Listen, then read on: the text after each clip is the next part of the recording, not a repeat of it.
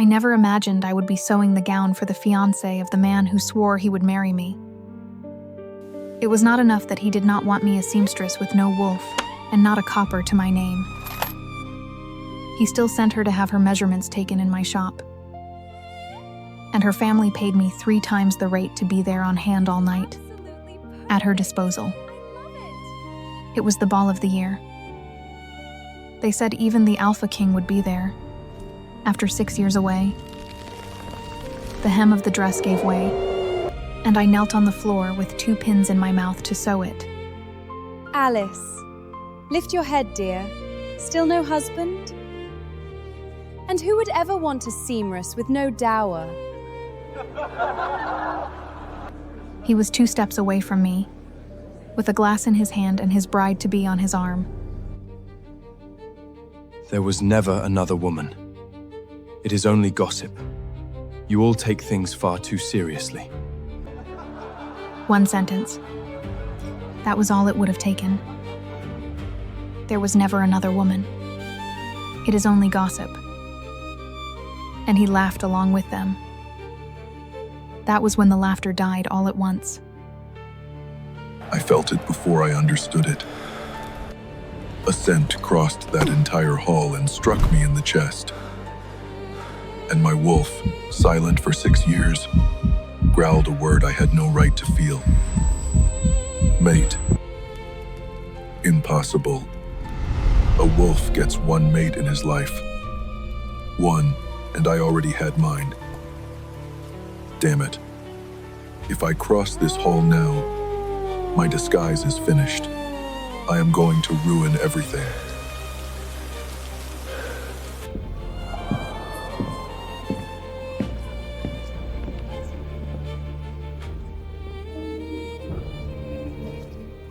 Be careful how you speak about my fiancé. Every one of you. I will not say it again tonight. Tighter. I had 3 pins between my teeth and I did not answer. Seamstress, I said tighter. I took the pins out of my mouth one by one and stuck all 3 into the cushion on my wrist before I lifted my head. Lady Vesper Dunmore stood on the fitting stool in the middle of my shop, hands on her hips and her chin turned toward the mirror. The pomegranate silk fell from her to the floor in 3 layers. The bodice had 61 flowers embroidered in gold thread, and I knew the number because I had embroidered them one by one over the last 11 nights, with the candle giving out before I did. Any tighter, and you will not be able to dance, I said. I do not intend to dance all night. I intend to be looked at. I went back down to the floor. The hem was a finger longer on the right side, because her right shoulder was lower than her left, and she did not like anyone saying that out loud. I basted in silence. Vesper turned.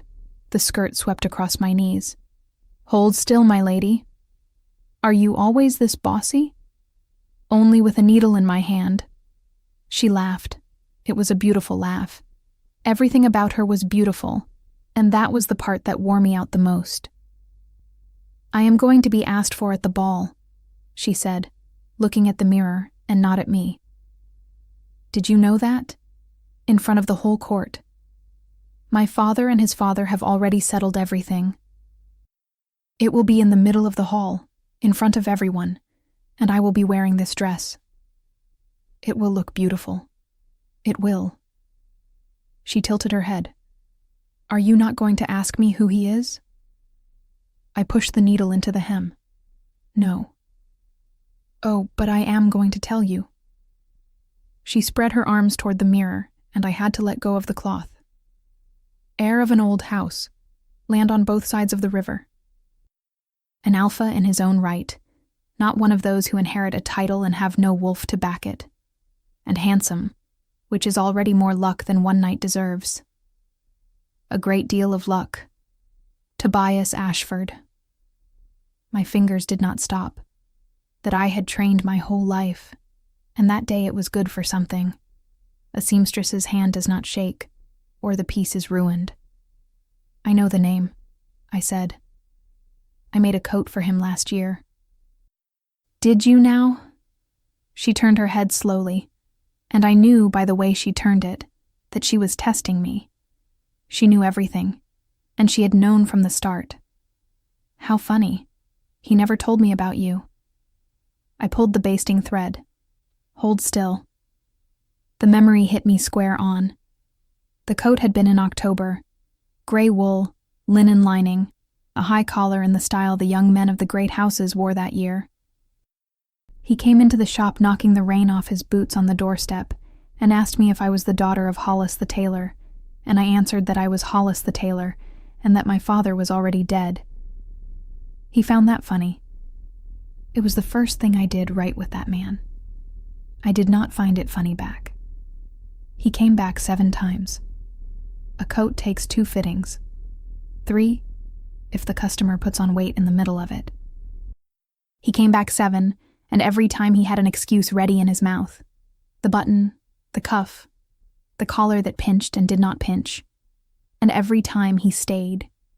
He would sit on the bench by the work table and watch me work, talking about my stitching, saying he had not seen sewing like that in Marwick or in the capital, and that I was wasting my time mending ladies' skirts. You are far too pretty to be a seamstress. And what do you know about seamstresses, sir? I know about pretty. The 3rd time he brought sweet bread. The 4th he stayed until the candle burned low. By the 5th, I was already washing my face and pinning up my hair before the hour he usually arrived, and that is the part I have not forgiven myself for to this day. He said I deserved more than that street, that one day I would have a shop in the upper city, with 3 apprentices at the work table and my name written on the door. He spoke about it with such certainty that I began to speak about it too. And I fell in love. I am not going to pretend otherwise. I fell in love like a fool, at 23 years old, with an alpha wolf from a great house who laughed at my jokes and watched me work. He asked me to marry him, but I did not melt. Even though I liked hearing it, I had to be sensible. There is no stroke of fate for women like me. I looked at him and asked, "But does your family know?" He laughed the way young men laugh when they have not thought about the matter. "I will talk to my father." I came back to the present with Vesper standing right there in front of me. "Alice." I looked up. "Are you coming to the ball?" Vesper asked. "No, my lady." "You are." She stepped down off the stool without warning me, and I had to catch the skirt so the basting would not tear. "I want you there, on hand, all night, as my seamstress." She adjusted the bodice in the mirror without looking at me. "The whole Dunmore house will be in that hall, my mother, my cousins, all the aunts." At last, she turned her face to me. "I will pay 3 times the rate." 3 times. I had an overdue rent notice. I had a leak in the back wall that I had been catching in a bucket for days. "I will go," I said. And then the memory hit me again, and hit me whole, the way it had been hitting me for weeks. The woman standing on my stool is going to be Tobias Ashford's fiancée. The same Tobias who had asked for my hand in that shop. The same Tobias who spent a whole year telling me he loved me and that he was going to marry me. And the dress I was pinning at that very moment, kneeling on the floor, was the dress Tobias himself had ordered from my shop, with his name written on the note, for another woman to wear on the day she was asked to marry. I found out the way you find out everything on Tradesman's Row, through the mouths of the customers. 3 ladies of the court came to order dresses, sat on my bench, drank my tea, and gossiped for more than an hour. I was kneeling in front of them, pinning a hem, and I heard the whole thing from beginning to end without lifting my head. One of them told the first story laughing so hard that she had to hold her cup with both hands. The Ashford heir had said at the table, in front of everyone, that he was going to wed a seamstress. A seamstress. Imagine that. And when the whole room burst out laughing at him, he laughed along and said it was a joke. That it was only a joke, everyone. You all take things so seriously. I did not stop my hand. I was the seamstress. It was my name he did not have the courage to say at that table. He had asked for my hand in that shop, standing between those 2 dress forms, and then turned it into a joke so he would not be shamed in front of his friends. and he never told me. All that time he came through my door, sat on that bench, and told me he was working on his father, that he was going to bring the old man around, that it was a matter of time. A year. They did not know who they were talking about. They never did. One of them even asked me if I knew the girl. I kept pinning the hem and said I did not, and they kept talking, and the second part was worse than the first. They said the two houses had already settled everything. The Ashfords and the Dunmores were going to marry off their children, and they were rushing it on purpose, because old Ashford had found out his son had fallen in love and wanted the agreement closed before the boy did something as stupid as marrying the seamstress. The stupid thing. I was the stupid thing. They said the betrothal would be announced at the choosing ball, in front of the whole court. The Dunmore heiress with the Ashford heir. One of them said it was the best match of the last 20 years. Another said she had already seen the dress being chosen. That was when I lifted my head, because the dress was 3 steps away from me. The order had arrived 2 days earlier, by a boy in livery, with Tobias Ashford's name written at the bottom in the clerk's hand. The great houses use for everything. Pomegranate silk, 3 layers, embroidered bodice, paid in advance, the most expensive ball gown of the season. And I had spent those 2 whole days believing it was for me. I laughed when the note arrived. I laughed alone in the empty shop, like a girl.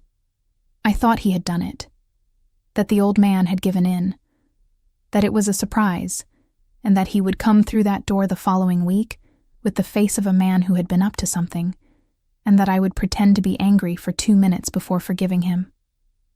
I chose the silk myself. I argued with the dyer over the shade. I drew the bodice 3 times, and all 3 times I drew it over my own body, because mine was the only body I had there to measure. The 3 ladies left, paid, and thanked me for the tea. I closed the door, crossed the shop, and read the note again. It was all there, and I had read it twice without seeing it. The measurements were to be taken at the shop, on an appointed day, with the young lady herself. The young lady herself. It was never for me. I had not seen him for a week, but after Lady Vesper came the first time to have her measurements taken, he knocked on the shop door late at night and stood there, knocking and calling my name out in the street. And I let him in, because all of Tradesman's Row has ears, and I was not going to make a scene. His excuse was the worst part. He said it was not he who had ordered the dress. It was his father.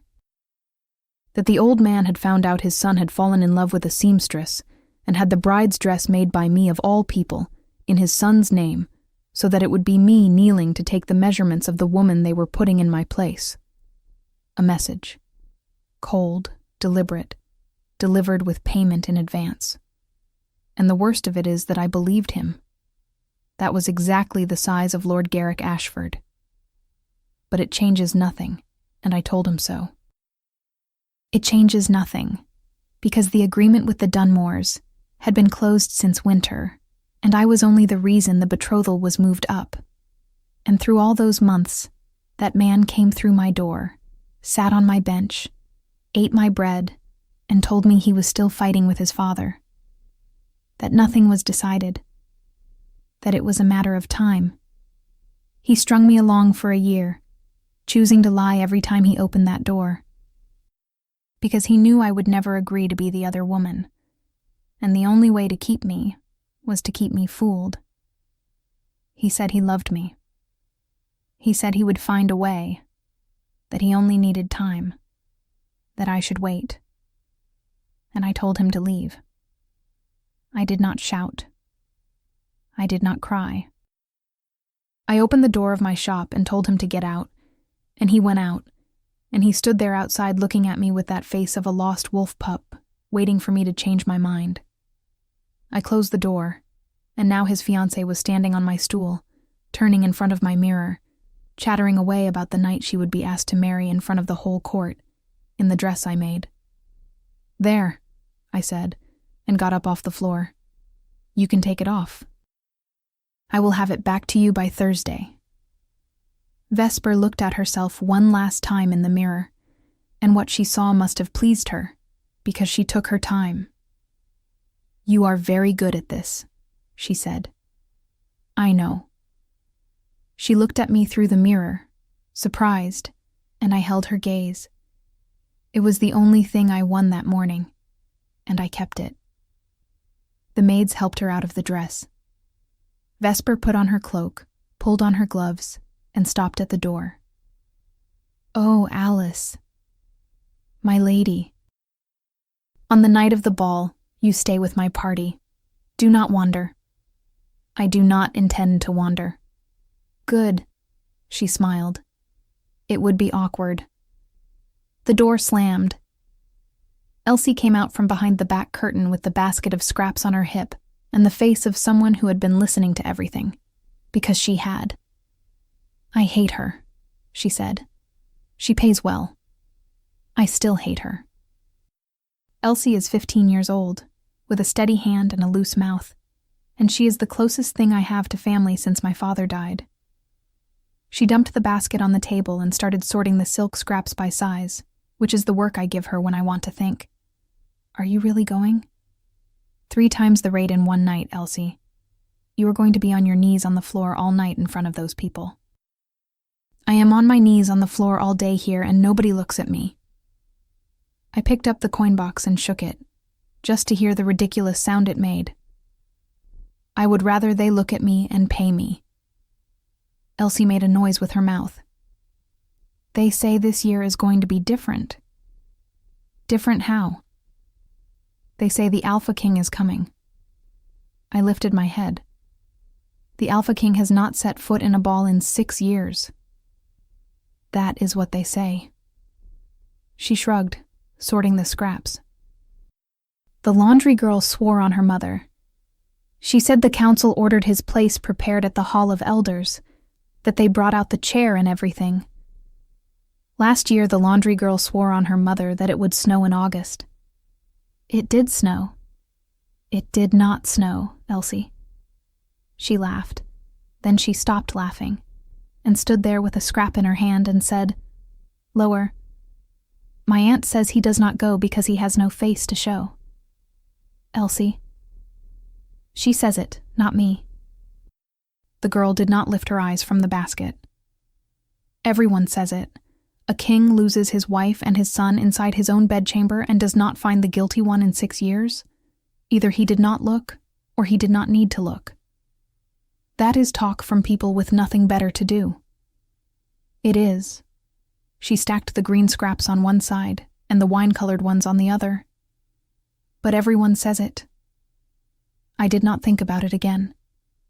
That day I had the hem of a dress to finish sewing.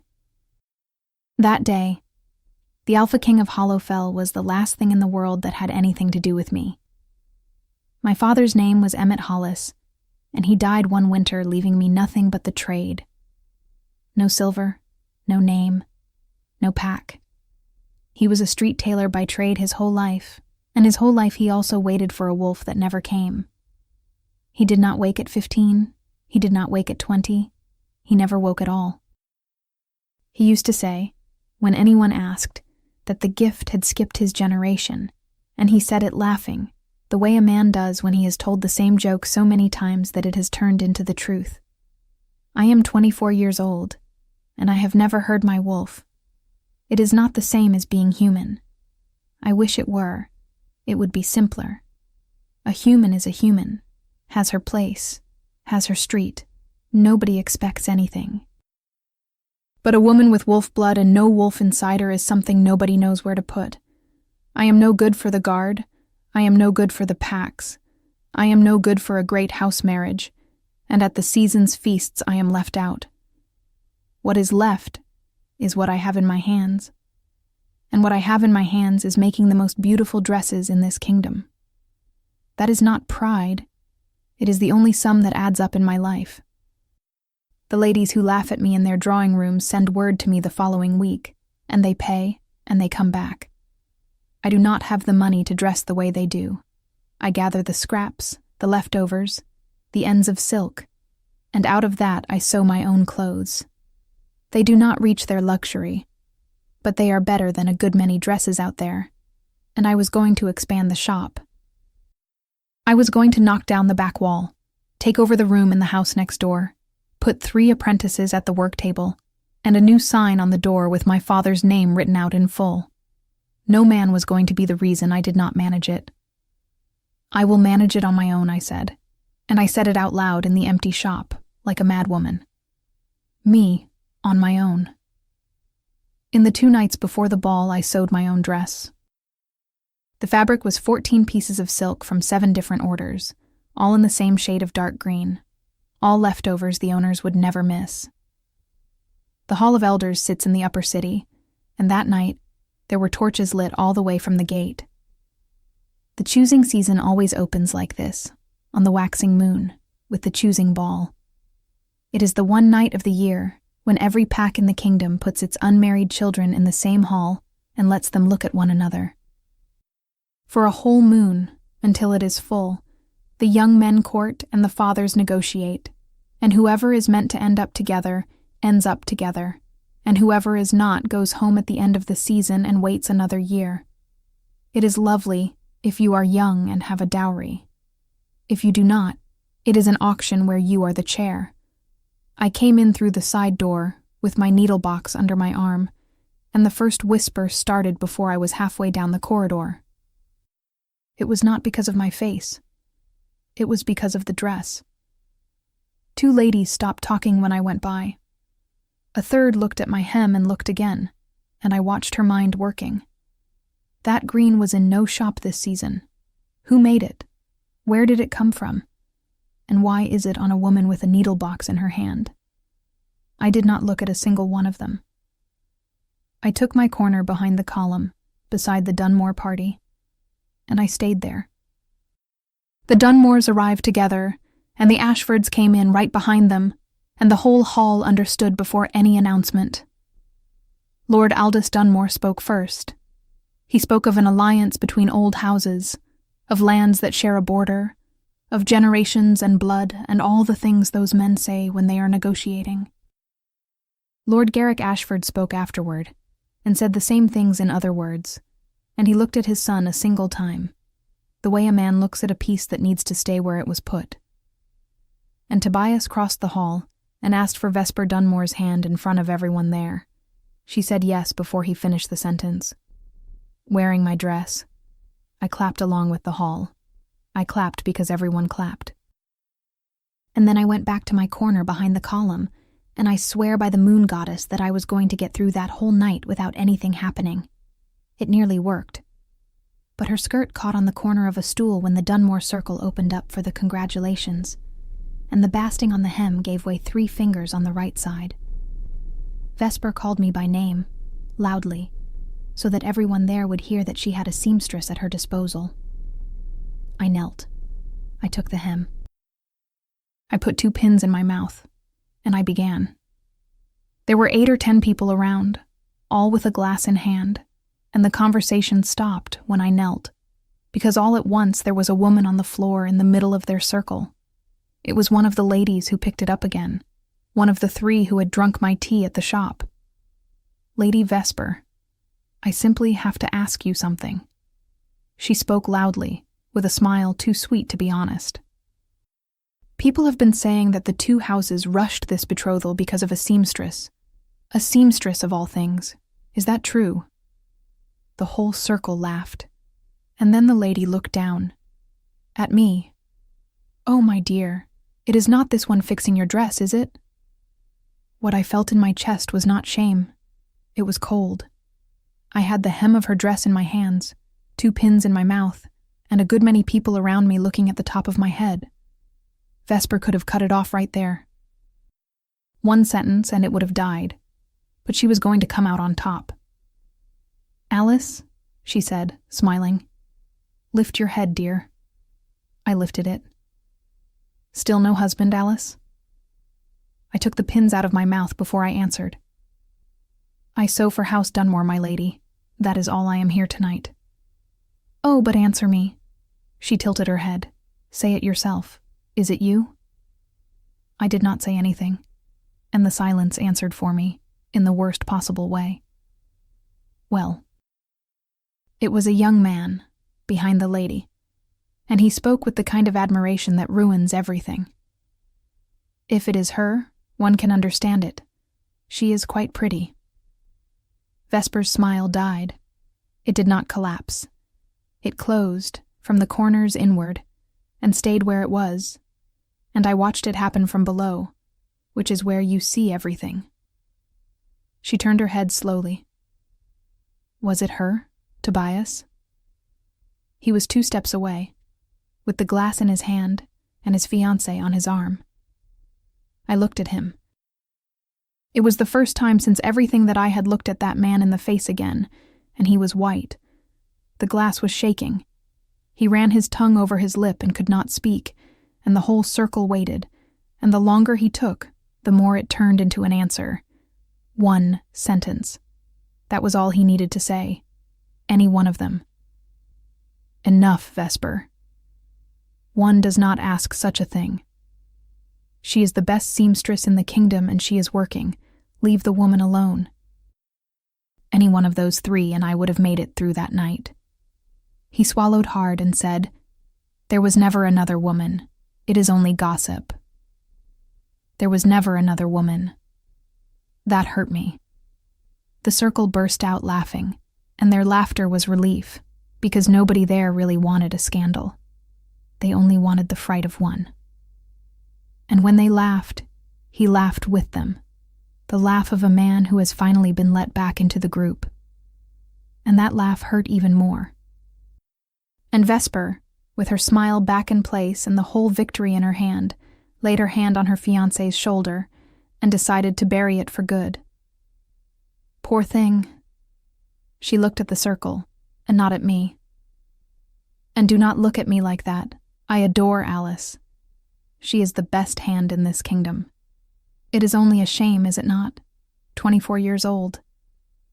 But who would ever want a needlewoman with no dowry? The laughter spread. I lowered my head and went back to the hem. Do not cry. Not here. Finish the hem. Finish the hem and go. I did not cry. And that was when the laughter died. Not slowly. All at once, from the back of the hall forward, like a candle snuffed out with a hand. I heard someone's glass touch the table too soon. I heard the quartet miss its entrance and stop. A shadow fell over me. I looked up. There was a man in black standing beside me, and I had not heard him arrive. Hood up, shoulders too broad for that aisle of people, and a smell that matched nothing in that hall of perfume and warm wax. Bitter scrub, the smell of an herbalist, the smell of the road. He did not look at me. He looked at Vesper, then at Tobias. And then he ran his eyes over the whole circle, one by one, in no hurry at all, and every person he looked at took a step back without noticing they were taking it. Then he bent down, took my hand, and lifted me up off the floor. The pins fell out of my mouth.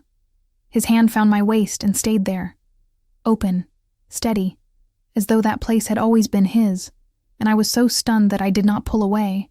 I simply obeyed him, as if by instinct he had power over me. And he spoke low. He did not even need to raise his voice. In that silence, the back row heard him. Be careful how you speak about my fiancé. The vial was cold in my hand. Mugwort and wormwood, ground and left to steep for 3 days, and the smell of it alone is bad enough to make a man turn his face away. I put it on my wrists, on my neck, behind my ears, at the nape, on the collar of my shirt. They call it veil herb. A man who puts that herb on his skin stops smelling like himself and starts smelling like bitter scrub, like dry root. The idea was to wipe out my trail and spend part of the ball in disguise, and then, once I had found out what I wanted, change my clothes and appear the proper way. This is madness, Corwin said. He was sitting on the bench across from me with his arms crossed, and he had not uncrossed them since we left the castle. It is the same madness as yesterday. Yesterday I still thought your majesty would change his mind. Your majesty does not change his mind. It is more or less your Majesty's chief flaw. He did not laugh. Corwin laughs little, and with me he laughs even less, because he has seen me in states that do not allow for laughter. If anyone recognizes you in there, the whole kingdom will know by tomorrow that the Alpha King walked among the guests at a ball in disguise, and they will ask why. Nobody is going to recognize me. Are you certain? I closed the vial. It has been 6 years, Corwin. Half of those people have never seen my face up close. The other half saw it in a coffin and looked away. I pulled up the hood, and the ones who suspect will not have the nerve to open their mouths. That he did not argue with, because it is true, and because the two of us know exactly why it is true. My name is Hadrian Vial, and I rule Hollowfell. That is what they say when they announce me. But what they say behind my back is another thing, and that other thing is far more interesting. They say I killed my wife and my son. Never to my face, and always in whispers. But it is in the castle kitchen. It is at the market. It is in the tavern down at the harbor. It is in the mouths of the nurses who raise my vassals' children. It is the simplest explanation there is, and people always choose the simplest explanation. A king loses his wife and his heir inside his own bedchamber, has the royal guard and the council, and all the gold of the kingdom at his disposal, and in 6 years he finds no one to blame. Either he is useless, or he never needed to look. I have never denied it, for 2 reasons. The first is that it serves me. If the whole kingdom believes I am the guilty one, whoever did it sleeps soundly. A man who sleeps soundly grows careless, and a careless man makes mistakes. I have been waiting 6 years for that mistake. The second is that I could not deny it with a clean conscience, because I should have protected them, and I failed. My late wife's name was Marin. We married young. She had a habit of working late, and almost always her work was the books of the royal house, because that is what a Luna does while the Alpha is away settling a pack quarrel. She counts the tribute that comes in, checks what goes out, knows how many bushels came down from the north and how many were declared. I ruled. She counted. Both of us thought that was fair. My son's name was Reese, and he was 4 years old. 4. It is an age when a child already knows how to lie but lies very badly, and it was the funniest thing in the world to watch. He hated sleeping alone. He would turn up in his mother's room in the middle of the night, dragging his blanket along the floor, saying he had heard a noise, and she pretended to believe him every single time. That night I was not at home. 2 packs in the Southern Valley were fighting over a grazing boundary. One of them had wounded a young man from the other. There was a risk of it turning into real blood, and an Alpha King who does not show up for a dispute like that loses the whole valley. I went. It took 3 days of travel to get there, 2 days to settle it, and I rode back through the whole night because I wanted to arrive before breakfast and see the look on Reese's face when I walked in. I arrived before dawn. The 2 of them were in the bed, holding each other. I smiled. I swear by the goddess that I smiled, standing in that doorway, taking care not to wake anyone. I stood there looking at them for a while before I realized what was wrong. I could not hear their hearts. Neither of them. A wolf hears the heart of his own family from any corner of the house. I was 3 steps from that bed and there was nothing. What came after, I do not remember in the right order. I know the investigation began that same morning, and I know it was Corwin who brought me the result, because I was in no condition to listen to anyone else. Wolf's bane, in the water in the pitcher that stood in her room, on the table beside the bed. Someone went into that room, in my castle, with my guard in every corridor, and poured that into the water my wife was going to drink before sleeping. My son drank it because he was thirsty and because he was there. I never found out who went in. I questioned the entire castle. I replaced the kitchen. I replaced the chambermaids. I replaced the guard on that floor. I followed 30 leads, and all 30 died in my hands. 6 years later, I have the same thing I had that morning, a clay pitcher and 2 empty beds. Today, I do not drink anything I have not poured with my own hand, and the wing where they slept has been closed since that winter. So when people say it was me, I do not argue. Because the sum I do is this: I chose a grazing field in the Southern Valley, and they died alone in a bed while I settled it. A man does not need to put poison in the water to kill his own family. It is enough not to be there. My wolf went silent that morning. That is hard to explain to anyone who does not have one. A wolf inside your chest is not a voice. It is a presence, something that breathes along with you, that pulls when you hesitate, that wants before you want. You argue with him your whole life. He wakes you before dawn because he heard something outside. He makes you turn your head in the street. He pushes you toward whatever he has decided is yours. Mine went mute. He did not die. I still shift. I still run. I still feel what he feels on a hunt. But he stopped asking for anything. 6 years without a pull, without a want, without an opinion. He carried whatever was left of him down to the bottom of me and shut the door, and I learned to live in that silence. And after a while, the silence became the only comfortable thing I had left. The ladies of the court do not understand that. They keep on being pushed in front of me at every dinner, every council, every harvest feast, dressed, their hair done, rehearsed by their fathers. One of them told me once, with all the sweetness in the world, that she knew how to mend a broken heart. I thanked her and had the second course served. It is not coldness. It is that I have no wish to begin again. The note arrived 3 weeks before the choosing ball.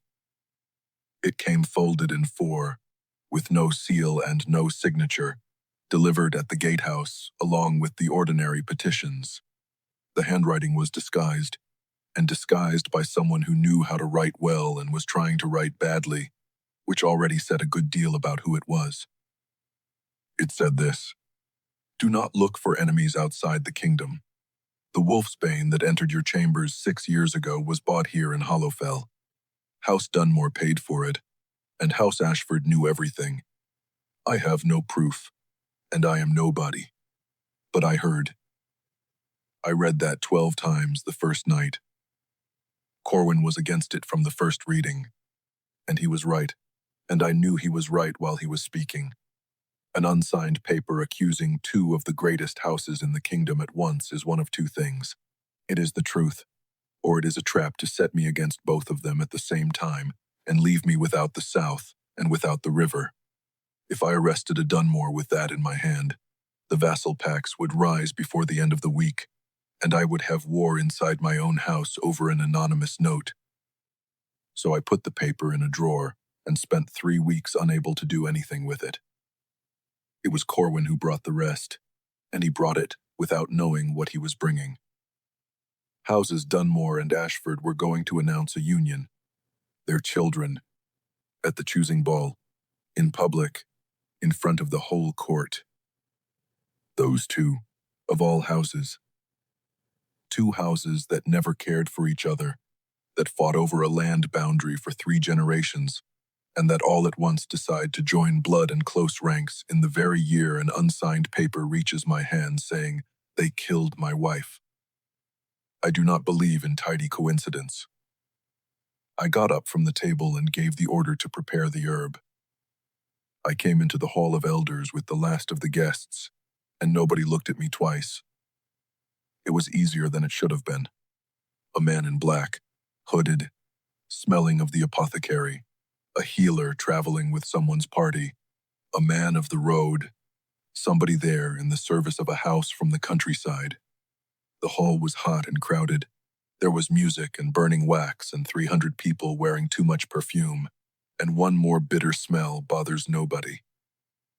Except that there were 2 old men, of the sort who were at my father's crowning. One of them stopped his cup halfway to his mouth and looked at me too long, and then looked at the floor. The other followed me with his eyes until I had passed and did not say a word to anyone.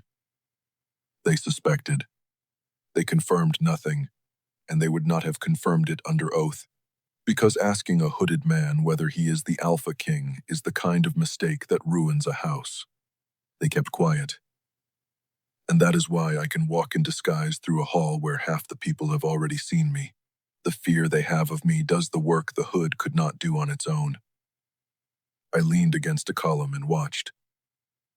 Aldous Dunmore spoke first, and he spoke well. An alliance between old houses, lands that meet, generations and blood. Garrick Ashford spoke afterward and said nearly the same in worse words. Both of them laughed at the right moment. Both of them looked at their children at the right moment. I studied both their faces for a good while, looking for the thing you look for without quite knowing what it is. Neither of them looked like a murderer. They never do. A man who has a woman and a child poisoned in their bed does not end up with any particular face. He ends up with exactly the face he had before, and that is what turns your stomach. The young man crossed the hall and asked the girl to marry him, and she said yes. There was applause. Someone shouted. The music came back. And that was when it happened. Jasmine in starched linen. It crossed the entire hall and struck me in the chest, and I put my hand on the column because my legs did not ask my permission before giving out. It is not a thing you can describe. That scent came into me with the force of a blow and rearranged everything I was in one breath. Sweet and stubborn. Clean. Alive. It came over 300 people. Over the perfume, the wax, the wine, the food, and it reached me whole, with nothing along the way having managed to thin it. And my wolf stood up. 6 years. 6 years of a shut door, and he stood up all at once, dragging everything with him, and growled one word inside my chest with a certainty I had no right to feel. Mate. I said no. I said no out loud, alone, leaning against that column, and the young man standing near me turned to look and then pretended he had not turned. No. I already found mine. You know that better than I do, because you were the one who recognized her first, in a training yard, when the two of us were 19 years old. You were the one who would not let me sleep for 3 nights.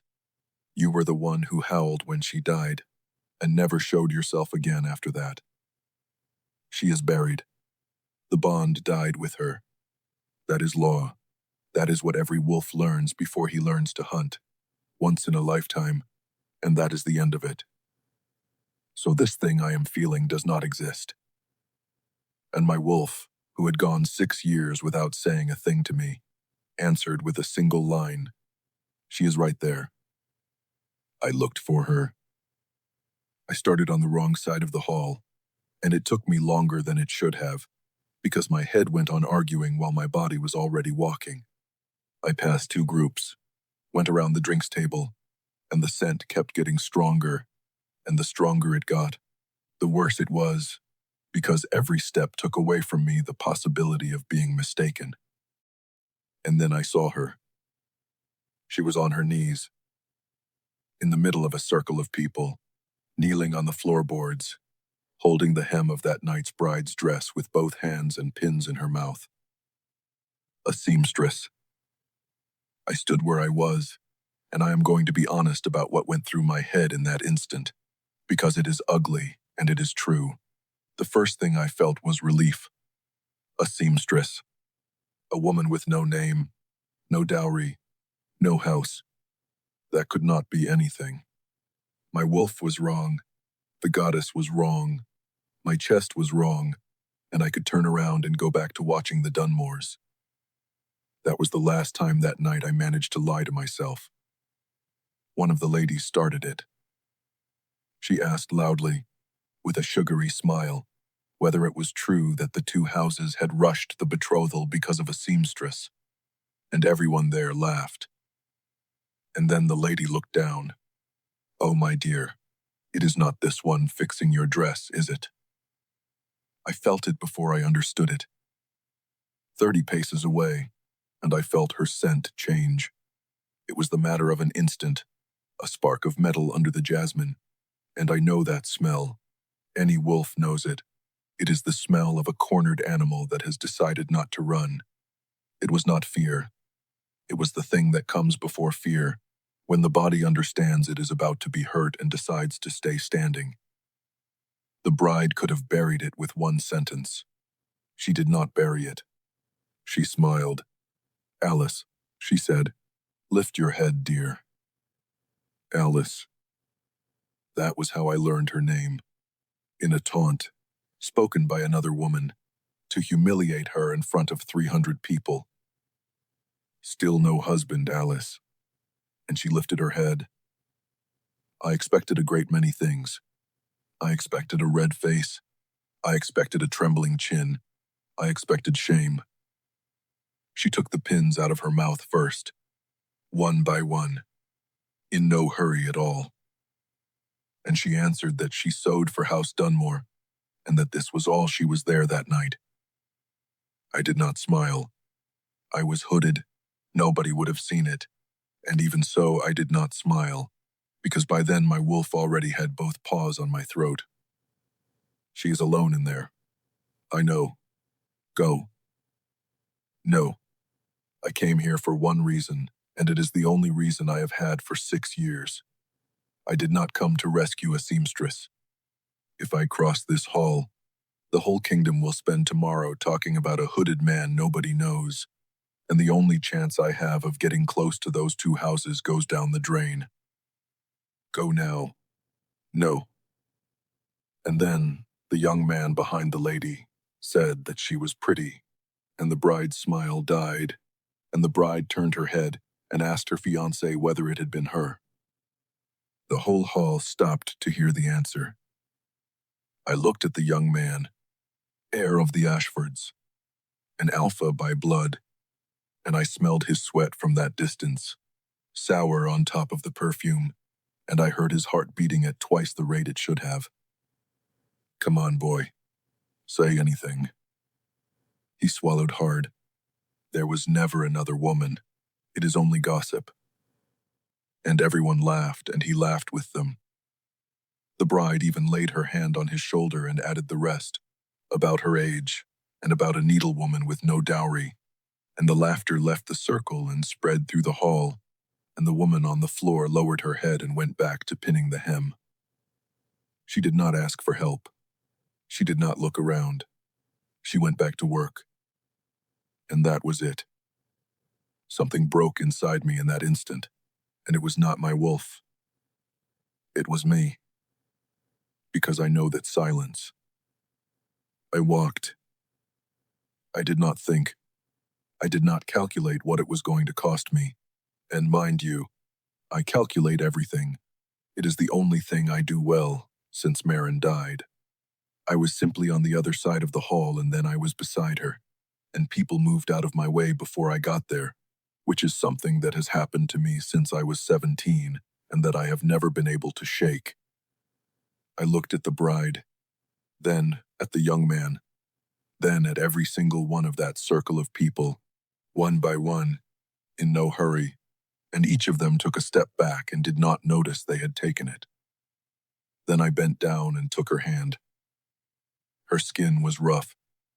The whole palm, the side of her forefinger, the tips of her fingers, the hand of someone who has worked with a needle since she was a child. And in the second I touched that hand, the scent rose whole, and I had to anchor my feet to the floorboards so as not to do something far worse than what I was about to do. I lifted her up off the floor. The pins fell out of her mouth and hit the wood, and in that silence the sound was enormous. I put my hand on her waist, and while I was doing it, with all the clarity in the world, a part of me watched from far off and said, "You have just destroyed 6 years of work, and you destroyed it in front of 300 witnesses. So much for the clothes folded in the carriage. I was not going to change and come back in there as king. Not that night, and perhaps never again in that hall, because the instant I appeared wearing a crown, the whole court would understand who the hooded man had been.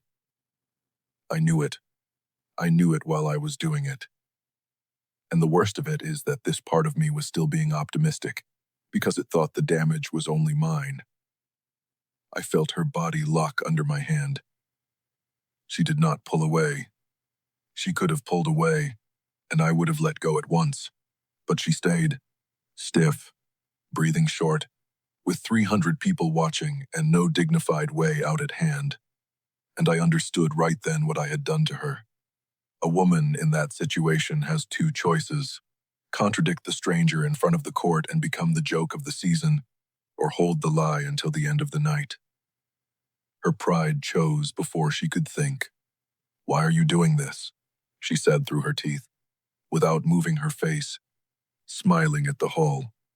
I leaned in, too close, much closer than I needed to, and that part was on purpose. Because your scent found me from the other side of this hall, and I have not been able to think about anything else since. And, lower still, now smile, and pretend you have known me your whole life.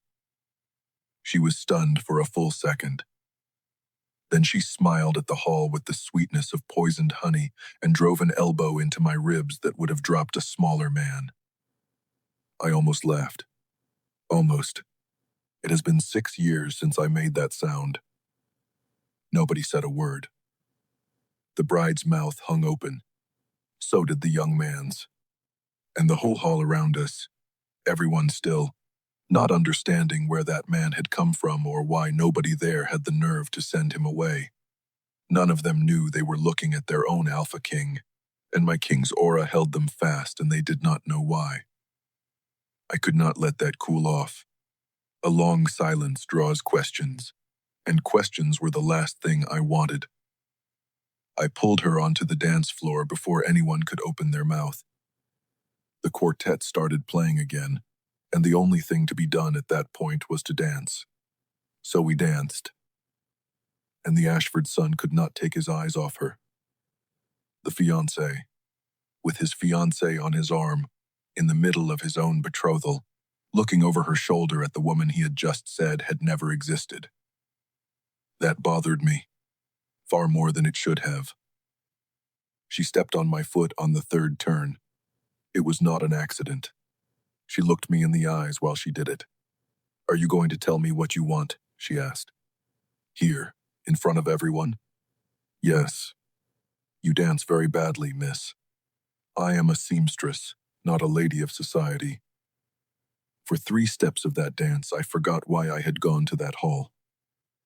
Standing, she was taller than I had reckoned. I had only seen her kneeling. Her hair was pinned up any old way, with no ornament at all.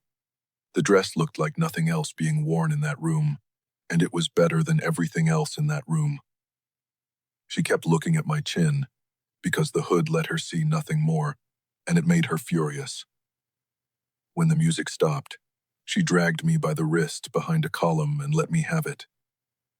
Quietly, very quietly, with a hard face and a smile pinned on for anyone walking past. "Are you out of your mind? Who do you think you are?" She jabbed a finger into my chest. "You are a nobody. A hooded nobody who appeared out of nowhere and decided to meddle in something that is none of your business. A nobody. I have been called many things in my life. Majesty, Highness, my lord, my king, murderer. Nobody was nothing new. I do not need anyone defending me," she said. "I never have. I have always managed on my own, and I will go on managing, and tomorrow morning I will still have to work, and you have no idea what you have just done to me." About that she was right, and I already knew it, and I could not say so. "Who are you?" she hissed. I looked out at the hall. It was still in shock, people whispering 2 by 2. "At this moment, I am your fiancé. I am being serious. So am I. And what am I supposed to call you?" I tilted my head. There was a simple answer. but she had just called me a nobody, with her finger on my chest, without lowering her eyes a single time. It has been 6 years since anyone in this kingdom spoke to me, without measuring their voice. My vassals measure it. My counselors measure it. The maids in the castle lower their heads when I pass in the corridor and hold their breath until I turn the corner. Corwin is the only one who still argues with me. That woman did not know where the line was. And I was not going to give up the only half hour in 6 years in which I had not been king. Call me someone who enjoys ruining the plans of cruel people. She stared at me for a while. I watched her study me and try to make sense of everything that had happened that night. She left before the last song. I stayed. I stayed another hour leaning against that column, and I cannot tell you one thing that happened in that hour. The Dunmores were still there, and the Ashfords were still there, and the 2 houses that may have killed my wife moved through the hall 3 steps away from me, toasting, laughing, shaking hands. And I was thinking about a seamstress. This is what I want to be very clear, even if only to myself. It was not enchantment. It was not kindness, and it was not a king's charity. It was something else, and that something else terrifies me. Because I buried my mate. I saw the body. I carried the coffin on these shoulders. I felt the bond tear inside me that morning, and anyone who has felt it knows there is no mistaking it. It is the closest thing to dying that you can do while staying alive. A wolf has 1 mate in his life. 1. So either the law of the world is wrong, or I am losing my mind, and both possibilities suit me equally badly. And then there is the practical part, which is almost funny for how stupid it is. I came here to be a shadow. I came to look at 2 houses up close, to hear what they say while the Alpha King had not yet arrived. I left with the whole kingdom talking about a man in black nobody knows who called a seamstress his fiancée in front of the court. Tomorrow morning there will be people asking who he was, and there will be people asking who she is. I have made a mess of everything. The Dunmore message arrived 2 days after the ball. A boy in livery handed over the paper and did not wait for an answer. House Dunmore no longer required the services of the seamstress Hollis, and payment for that night was withheld until further notice. Further notice never came. On Thursday, House Whitlock canceled 2 dresses. On Friday, the Farrons canceled 3. The following week there were 4 more, and not one of them gave a reason. Not one of them needed to. Elsie brought the news in off the street along with the bread. They say he was a mercenary, from abroad, from the other side of the sea. The blacksmith's wife swears he was a lord from the north. Her sister says he was a smuggler. Pick one. I like the smuggler. Alice settled on the simplest version. Some insolent man, full of himself, who decided to amuse himself for 1 night at her expense, and vanished the next morning with her life turned inside out. In 2 weeks, the coin box held 8 copper pieces, and not a single silver one. He knocked on the door on a Tuesday morning. Alice recognized his shoulders before his face. Bitter scrub. That came into the shop along with him. "Good morning," the man said. She stayed where she was, behind the cutting table, with the scissors in her hand. "You have some nerve. I have a number of faults. That is one of them. Do you know what you did to me? I have some idea. You have no idea at all." She put the scissors down. 7 families canceled orders in 2 weeks. 7. The house that owes me 30 silver pieces has decided it owes me nothing. I am not being paid for that night, and I never will be. And all of it because some hooded man thought it would be funny to play at being a fiancé in front of the entire court. He listened to all of it without interrupting. Then he looked around. The shop was clean, tidy, and empty.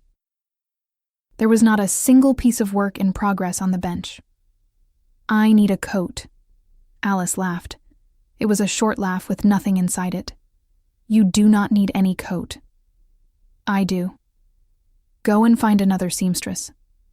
I do not want another seamstress. Then leave. I pay in advance. She opened her mouth to tell him exactly where he could go, and she did not. Because there were 8 copper pieces in that box, an overdue rent notice under the iron weight, and an apprentice who depended on that shop to eat. Pride is a fine thing to have when you have other things along with it. Sit there, she said. He sat. While she looked for the measuring tape, he sat looking around the shop. It had taken him 2 weeks to come back, and he had put together a justification. A seamstress hears everything.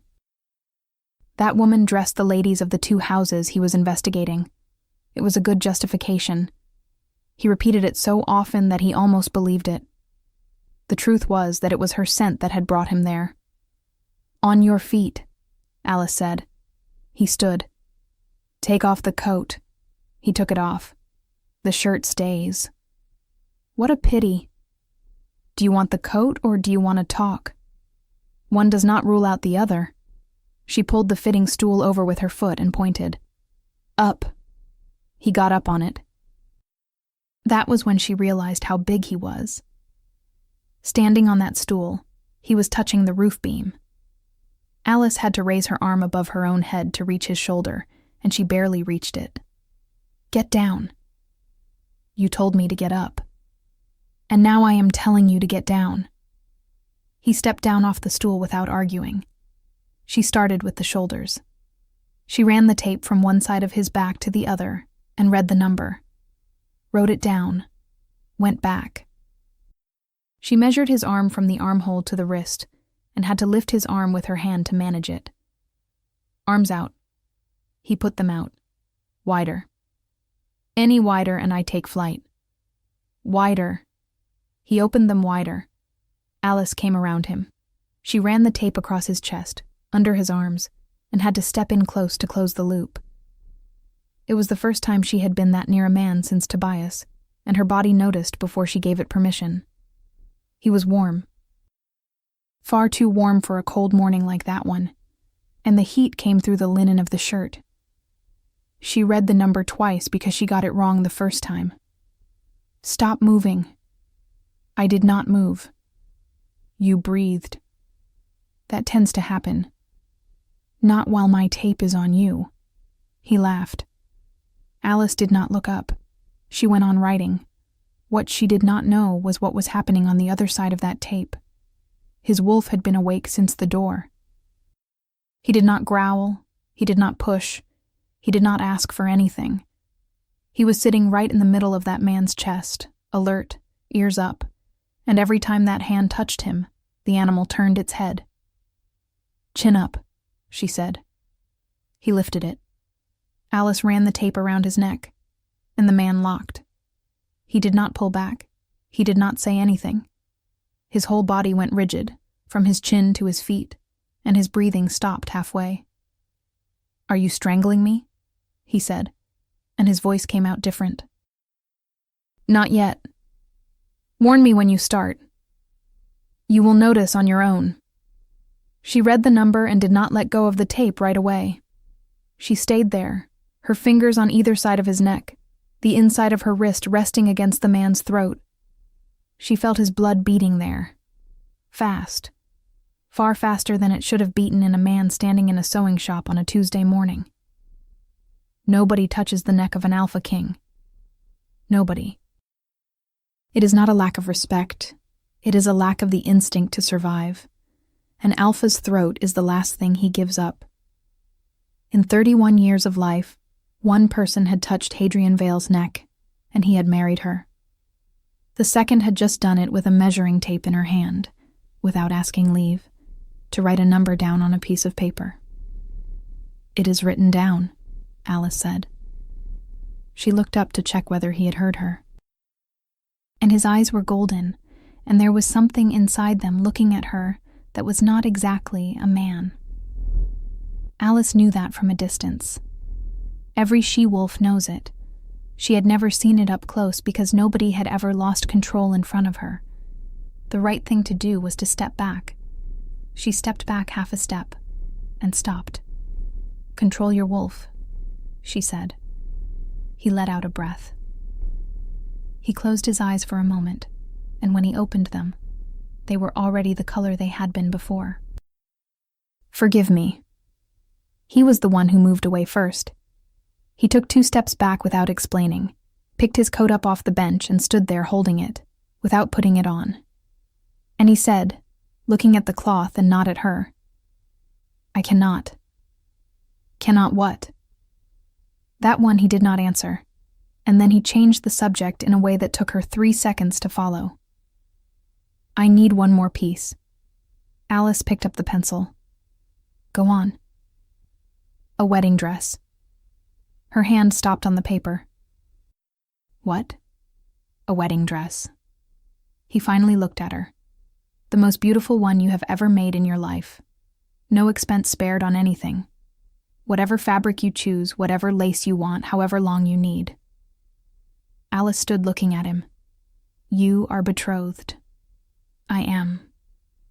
She did not know why that landed the way it did. It made no sense at all.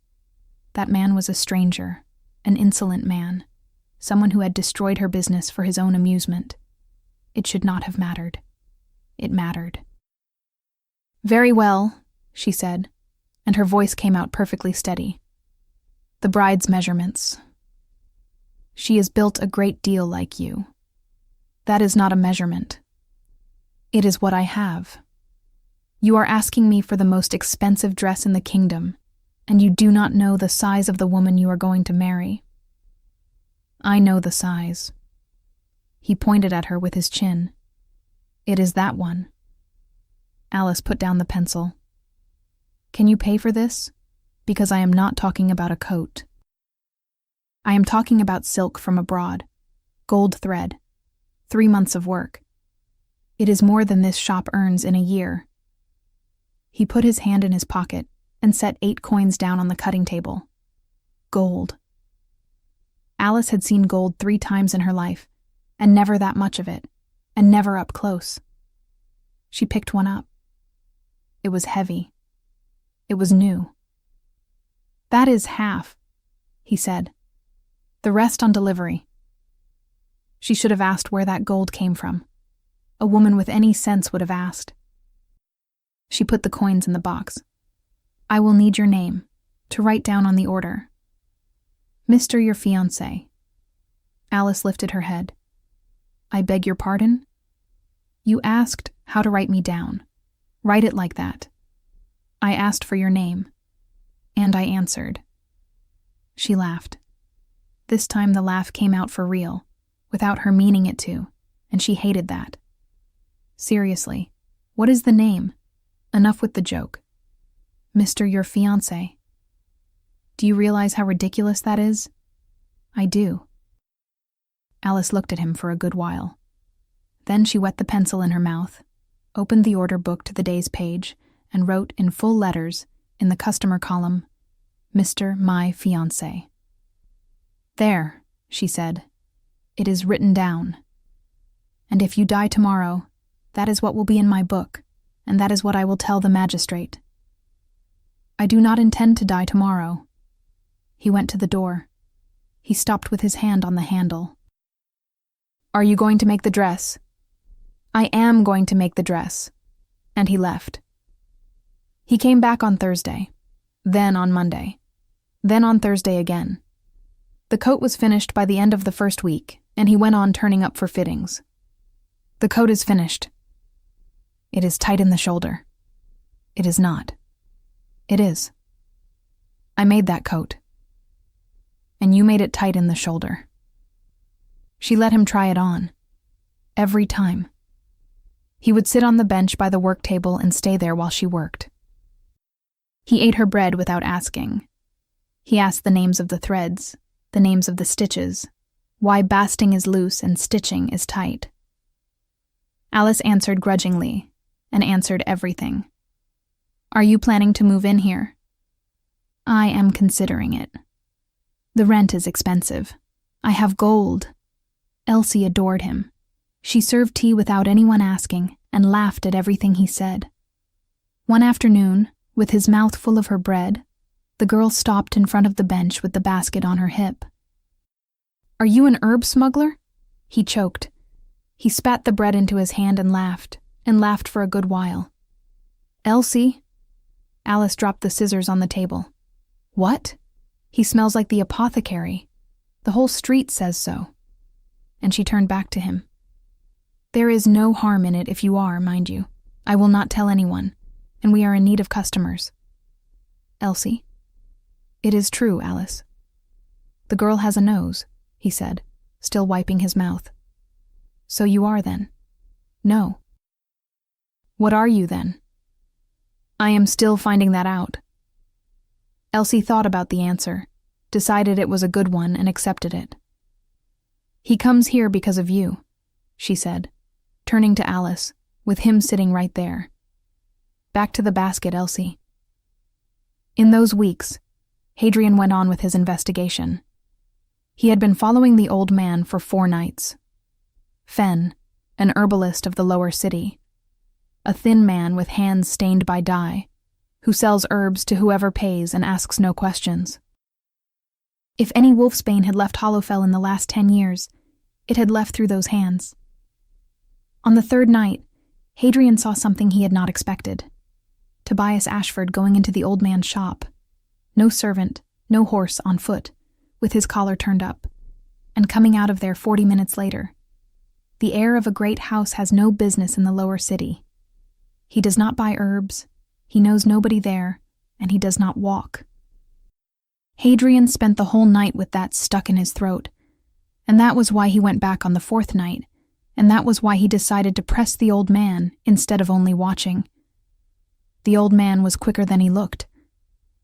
Fenn pulled a blade from his sleeve before Hadrian could get a hand on him, opened up his side and ran out the door. Hadrian took 2 steps and felt the cut refuse to close.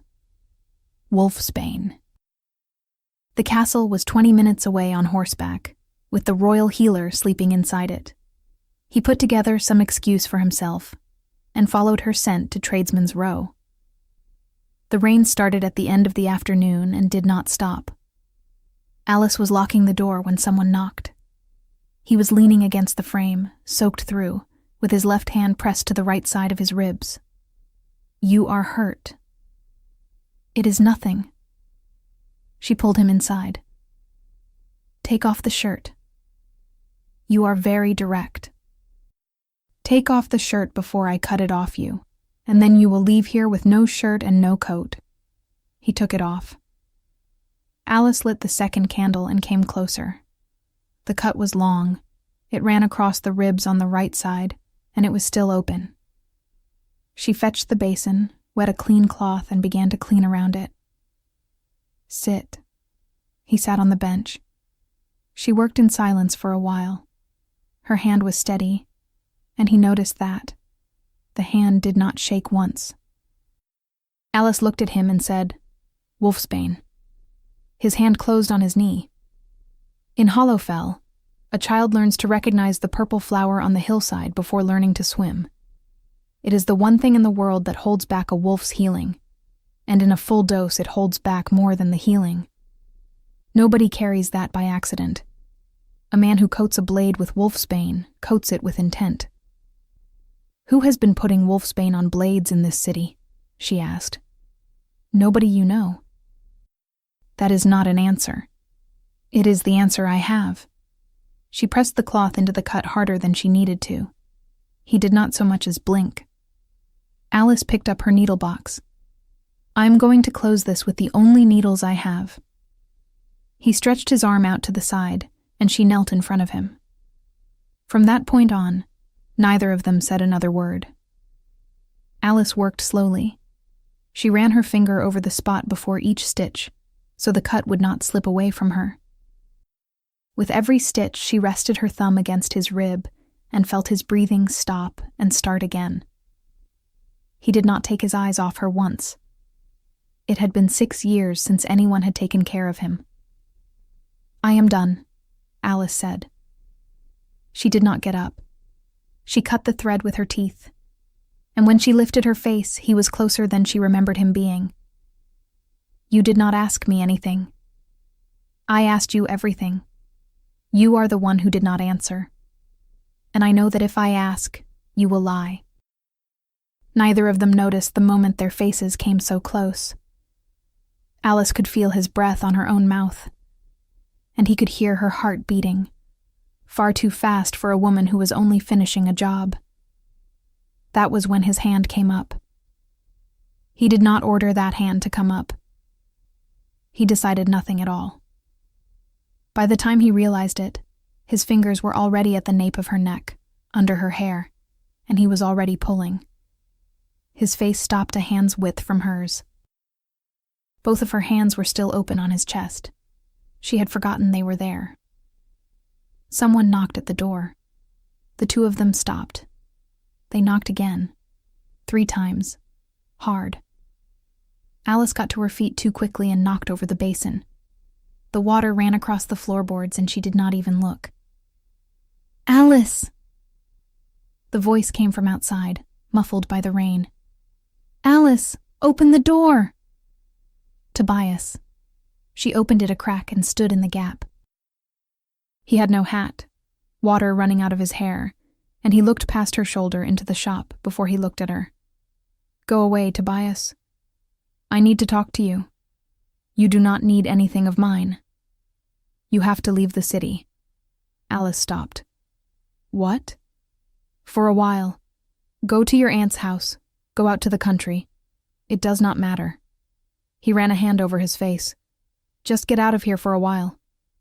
"Have you been drinking?" "I have not been drinking." "Then explain." He opened his mouth and nothing came out. "Tobias, you do not understand," he said. "You have no idea. And I cannot what?" He looked at the floor. That was when the door opened behind her. Hadrian filled the whole doorway. Tobias Ashford is an alpha by blood, heir of a great house, trained since he was 12, with a wolf that has put 3 men down in a training yard. He took a step back. He did not decide to take it. His legs took it, and he realized afterward, and his face changed when he realized. "You?" he stammered. Hadrian did not answer. Tobias stood there another 2 seconds, soaked, with his mouth open, and left without saying goodbye. Across the street, leaning against the dye house wall, Vesper Dunmore saw all of it. She had followed her fiancé from his house, because he had been strange since the night of the ball, and she wanted to know where he was spending his nights. What she took home was not what she had gone looking for. It was something else, an Ashford backing away from a man whose name nobody knew. Alice closed the door and turned around. "You could have stayed inside."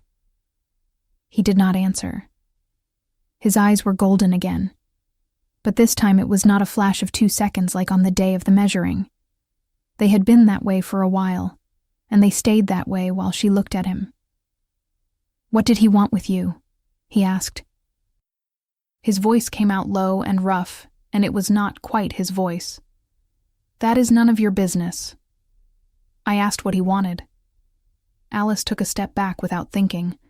Her back hit the door, and the sound of the door seemed to wake him.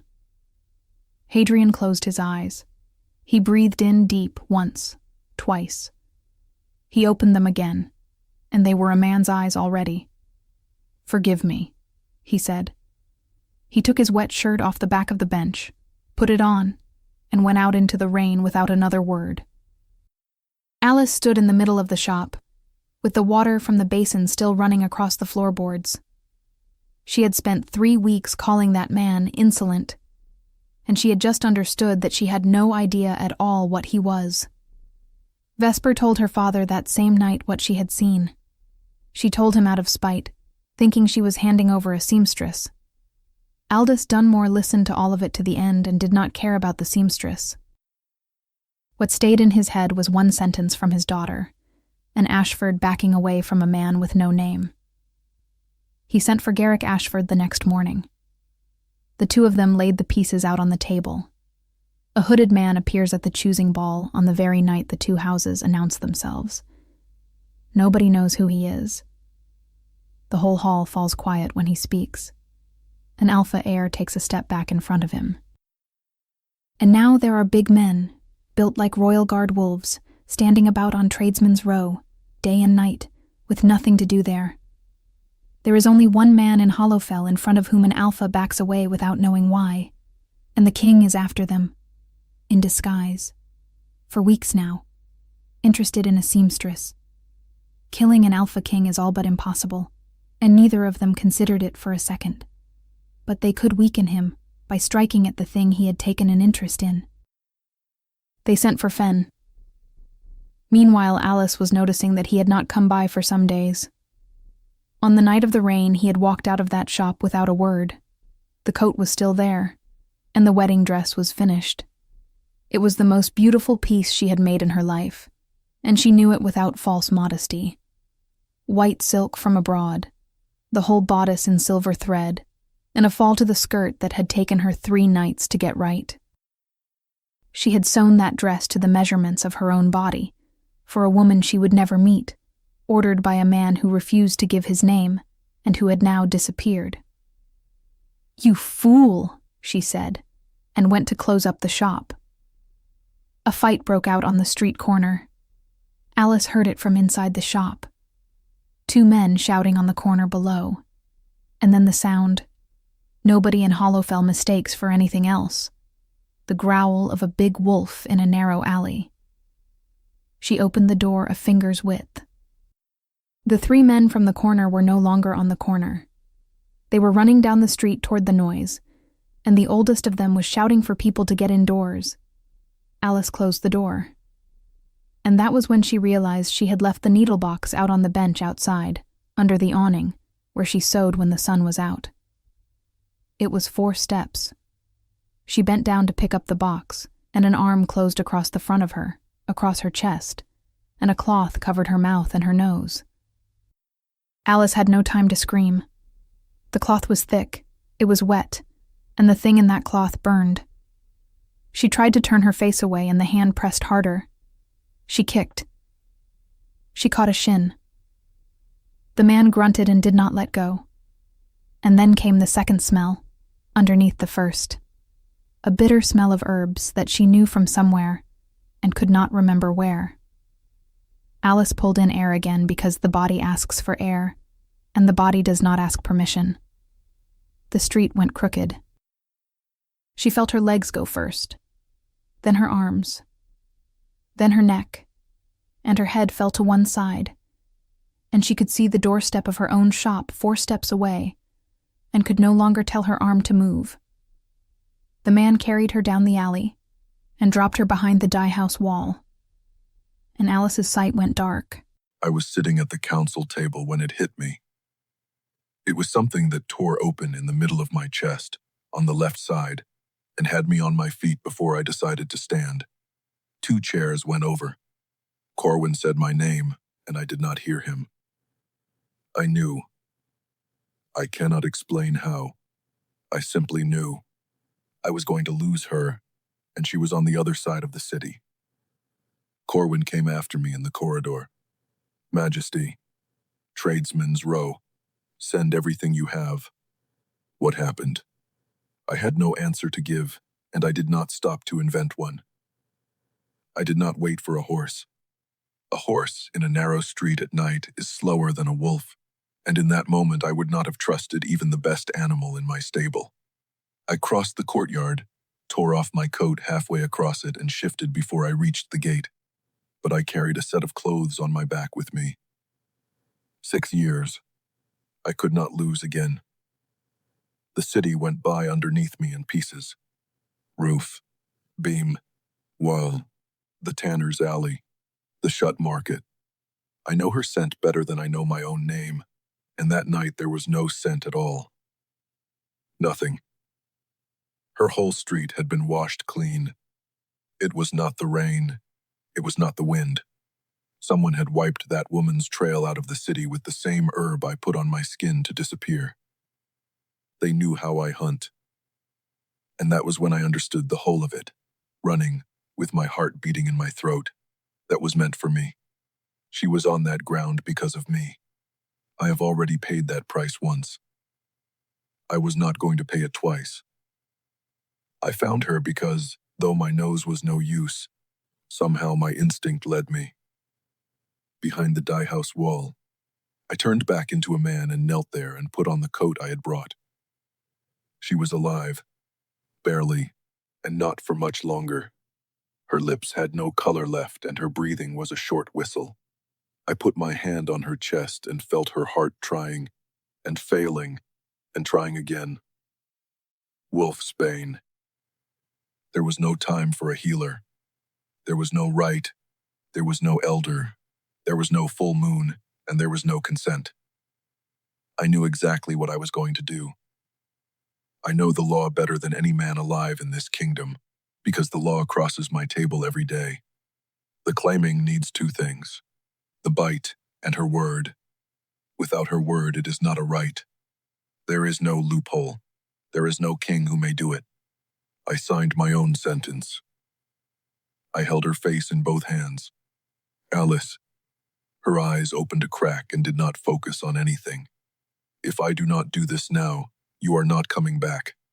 My voice came out strange and I did not even try to fix it. I know I have no right. When you wake up, you can hate me as much as you like. You can forget me. You can never speak to me again. You can ask the council for my head, and I will hear all of it standing and in silence. But I am going to do it anyway, because a world without you is not worth my throne. Her mouth moved. What are you talking about? Forgive me when you wake. And I turned her head to the side and bit her neck. It is not what people think it is. It is not only biting. An alpha's mark takes nothing away from anyone. It opens a path, and along that path passes everything the wolf has to give. I opened it and I poured. I poured everything, without measuring and without holding anything back. Strength, heat, whatever it is that makes an alpha, it went down out of me and into that woman through the mark, and I felt her body seize hold of it with a thirst that frightened me. The wolfsbane fought. It fought for a length of time I cannot measure. There was poison in her blood pulling one way and there was me pulling the other, and somewhere in the middle of it I began to black out. My sight went dark at the edges. My left arm stopped answering. I had to sit down on the ground so as not to fall on top of her. Stay. Stay with me. You are not going anywhere. Do you hear me? I forbid it. And her heart caught. One beat, then another. The color came back to her lips before it came back to her hands, and her breathing turned deep and ugly, but alive. I held her against me and stayed there on the ground of that alley, and I am not ashamed to say that I sat there crying, because there was nobody to see it. After that, I still understood two things, with my head half gone, before my beta and my guard arrived. The first is that I had broken the most sacred law of Hollowfell. And the second is that it had not worked. Not the way it should have. The mark was on her neck. Her life was anchored to mine, and the bond did not close. It stayed open by half, a thread left hanging in the air, waiting for a word nobody had said. She was going to live, and she was not going to be mine. Alice woke with her throat on fire. It was the first thing she felt, before she opened her eyes. Her throat burning on the inside, the way it burns when you have swallowed a live coal. The second was a deep pain in the side of her neck, on the left, that climbed up to her ear and beat along with her heart. She opened her eyes and recognized nothing. The ceiling was too high. There were heavy velvet curtains at the windows, a lit fireplace on the other side of the room, and a bed under her that was bigger than the whole front room of her shop. Alice sat up. The room spun, and she waited for it to stop. There was a linen nightgown on her body that was not hers. None of it made any sense. She got to her feet, and her legs held, and she went to the window slowly, with one hand on the wall. Down below there was a stone courtyard, with a stable on one side and a rampart on the other, and armed men walking along the top of the rampart. Alice stood looking at that for a good while. That was not a townhouse. It was not a nobleman's house. It was not an inn. It was not a convent infirmary. It was a castle. She went to the door, and the door opened before she reached it. Two women, in uniform, with a crest on the breast that she knew from embroidering it on table linen but had never seen up close. "My lady," said one of them, "you should not be on your feet." "Where am I?" "You need to lie down." "I asked where I am." "You are safe." "Who brought me here?" "Where are my clothes?" "My lady, please." "I have a shop to open tomorrow. I have an apprentice who sleeps alone above the dye house, and who must think I have vanished." She took a step toward the corridor. "I am leaving now, and you are going to tell me how to get out of here." The two of them stepped into her way, not with force, with embarrassment, which was worse. "I cannot let you leave." "What do you mean you cannot?" "We were instructed." "Instructed by whom?" The two of them looked at each other, and then the older one turned her face toward the corridor and spoke to someone Alice could not see. "Tell His Majesty that she is awake." Alice went still. "I beg your pardon?" Nobody answered. "Majesty?" She looked from one to the other. "What Majesty?" Footsteps came down the corridor. Boots, heavy, moving fast. And the two guards lowered their heads. Alice turned. The man who came down the corridor was dressed in black. Dark leather, straps crossed over the chest, gauntlets up to the middle of his forearms, and a wolf's head in metal pinning the cloak at his shoulder. No hood at all. Two soldiers came 3 steps behind him and stopped when he stopped. She knew that face. Her heart bolted. It bolted so hard that for an instant, Alice was certain it was going to run right out of her. She took a step back, and the wall caught her. Everyone in that corridor had their head lowered, except her. He stopped walking when he saw her back away. "Leave us." They left. The soldiers too. Someone closed the door at the end of the corridor, and the sound echoed all the way to the other end. The two of them were left. Alice kept her back against the wall. "Alice, do not come closer." He stopped where he was. "Who are you?" "You know who I am." "I know nothing about you." Her voice came out cracked. "You always refuse to tell me your name."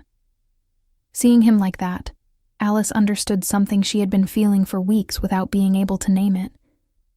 That was why she took a step back every time he came close. That was why the whole hall had backed away at the ball. That was why Tobias had taken a step back at the door of her shop. Nobody decides to back away from a man like that. The body decides on its own. He lowered his eyes for a moment. "Hadrian," he said. "Hadrian Vale." Alice stood looking at him. That name she knew. Everyone in Hollowfell knows it. It is in the guard's oath. It is in the harvest blessing. It is in the mouth of any mother who needs to quiet a small child. And she had never seen his face. It had been 6 years since he disappeared. She had only heard that he would be at the ball, and he had not appeared. At least not the way everyone imagined. "No," she said. "Alice, no." She pointed a finger, and the finger was shaking.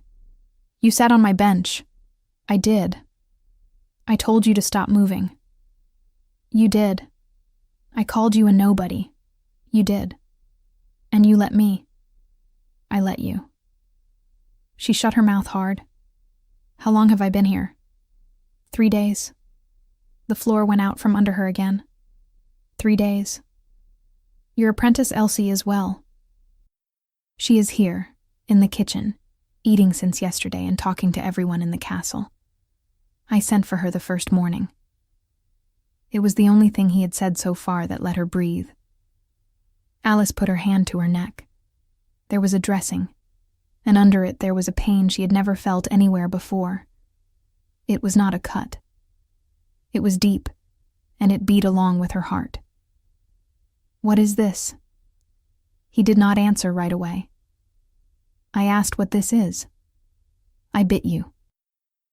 Alice took her hand off her neck slowly. "What?" "They poisoned you with wolfsbane. When I got there, you had a few minutes left, and I am being generous saying so. There was no time for a healer. There was no time for anything." He did not look away.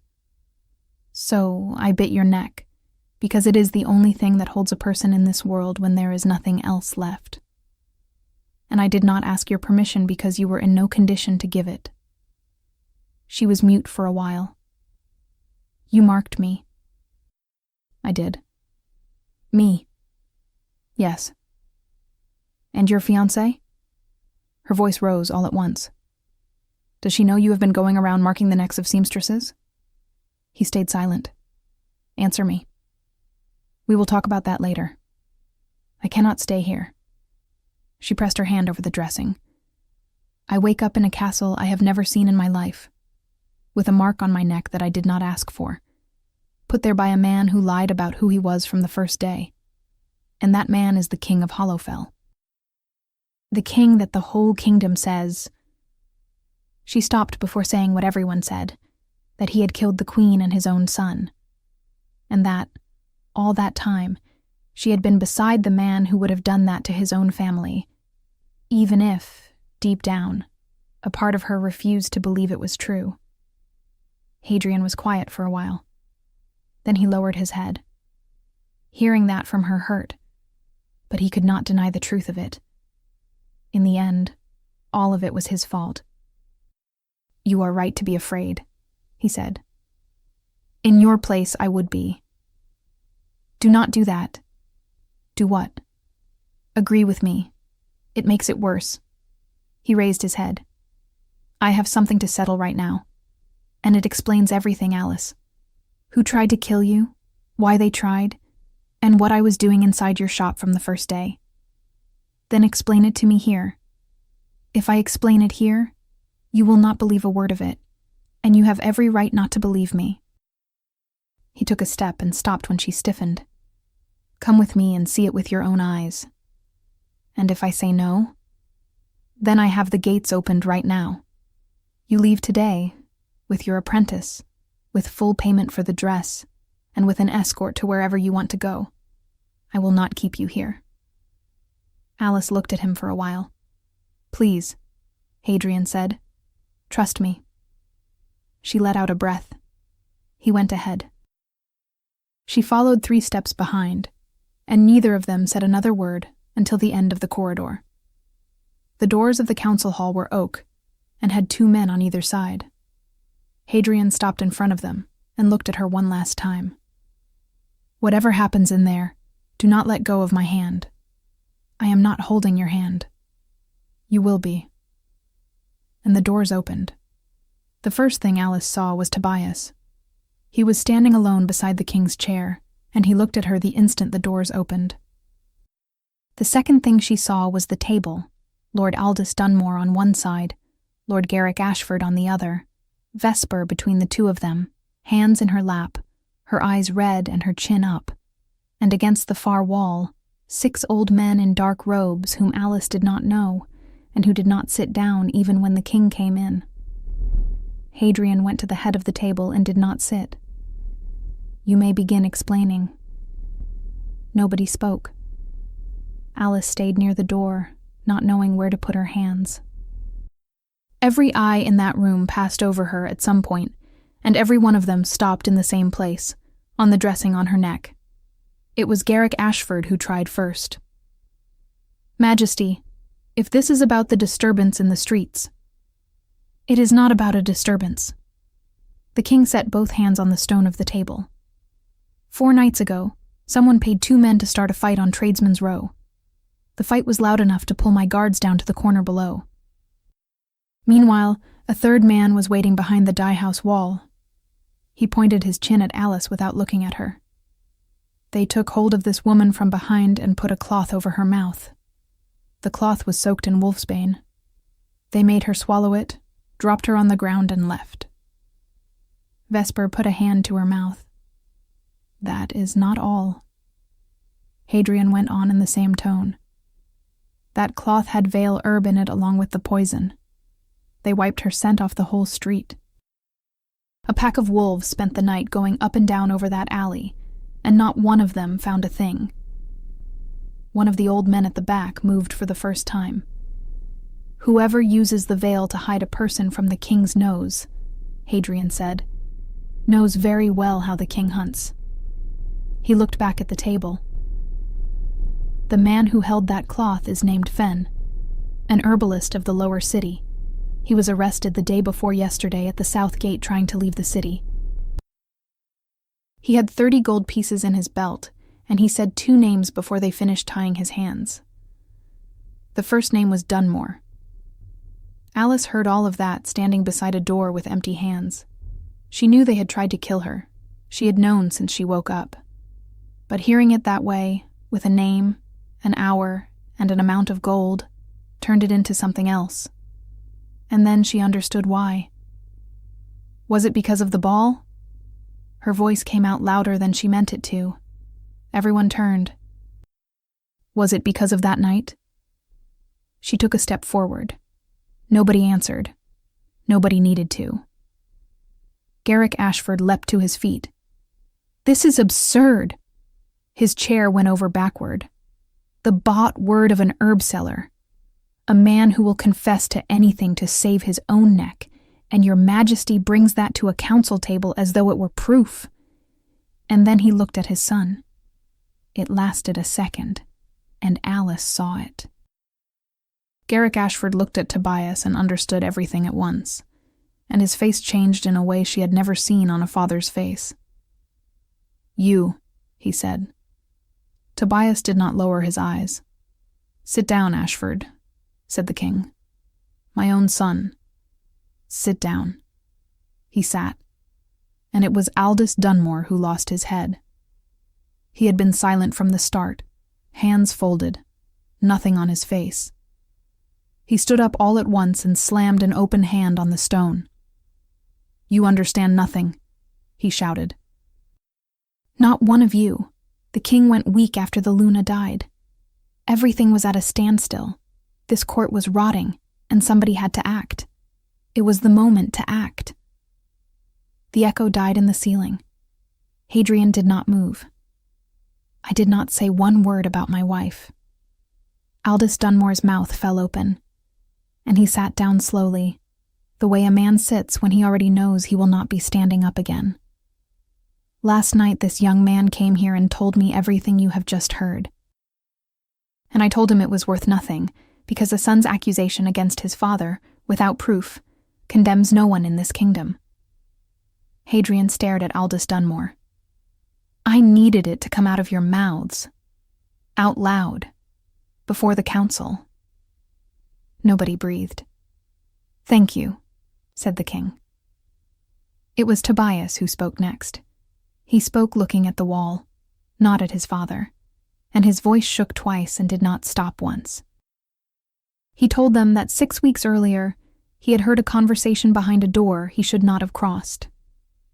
His father and Aldous Dunmore, talking about a night 6 years ago with the ease of men talking about a harvest. He told them that when he found out he wrote an anonymous note that same week, unsigned, accusing both houses, his own included, and that he spent the following weeks pretending he had done nothing. He told them that he went down to the lower city and sought out the herbalist posing as a customer, saying his father had sent him in person. The Ashford name opened the old man's mouth on the first cup. Fen had served the house before and saw no reason to distrust his patron's son. And he told them about the books, his own father's account books, kept in the room nobody entered, which he read page by page over 4 nights. I had all of it for weeks, Tobias said. He finally looked at Alice. And I kept quiet. I only went to the castle when I heard they had tried to kill you. And the worst of it is that I knew they were going to try. I was the one who wrote that note warning that the two houses would announce themselves at the ball. So I was expecting the king to be there. I was not expecting him in disguise. But when that man crossed the hall and 300 people fell silent at the same time, I knew who he was, and I knew right then what was going to happen to you. My family has already killed the king's Luna once, to weaken the king, and that night they saw the king put his hand on your waist in front of the whole court. It was a matter of time before they worked it out. I went to your door in the rain to ask you to leave the city, and I did not have the courage to say why. I turned back twice at the corner, and both times I went home. Tobias went on. It is all in my father's books, Tobias said. For more than 10 years, the two houses have been diverting the crown's tribute. Every vassal pack pays the king, and a good part of that payment crosses Dunmore land, and hours before it reaches the castle. Year after year, less arrived than had been sent out. And nobody ever noticed, because the one who checks the tribute rolls is not the king. He raised his eyes. It is the Luna. And your Luna noticed. Alice saw the thing happen on Hadrian's face before it happened in the room. She told me. His voice caught on the first word, and he had to wait before he could go on. She told me she had something serious to show me. She asked me to stay home after the moon, and I answered that we would see about it later. He stopped. His eyes were full. He did not hide it, and he did not blink, because blinking would have brought it down in front of the whole room. 6 years. I spent 6 years not knowing what she was talking about. That was when Alice crossed the room. She did not decide to cross it. She was beside the door, and then she was beside him, and by the time she realized it, her hand was already in his. He did not look.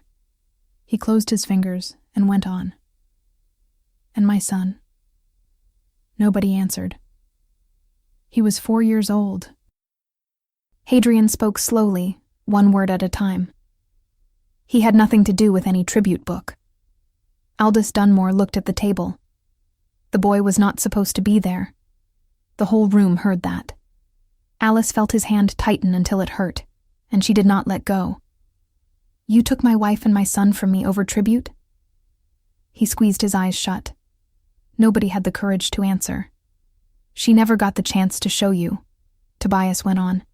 She died first. And the boy died with her because he was in her bed that night. After that, nobody opened those books again. You shut yourself in here, and the thing went on running the same way, year after year, as though nothing had happened. He paused a moment. And that was when they saw something that was not even in the plan. A king with no mate and no heir is a crown with nowhere to go. If Vesper sat here, in 1 generation Dunmore blood would be on the throne of Hollowfell.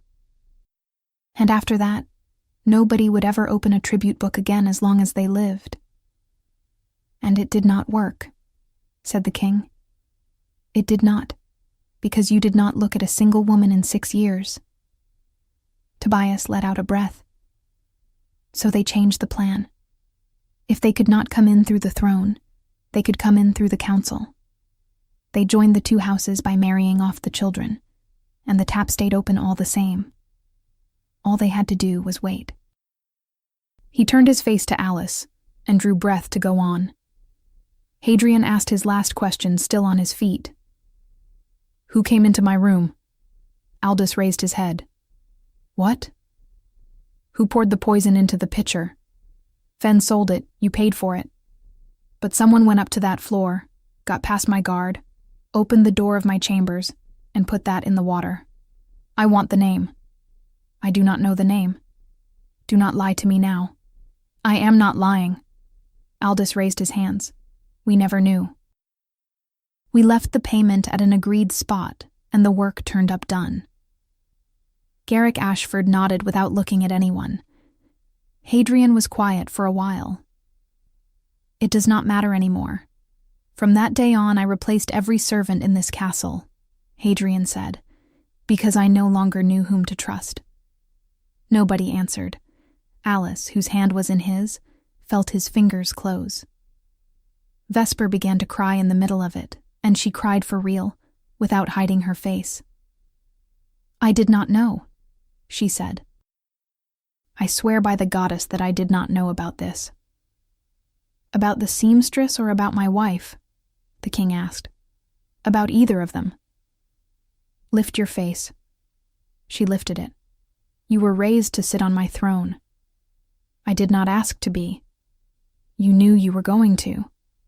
"I was 18 years old," she shouted.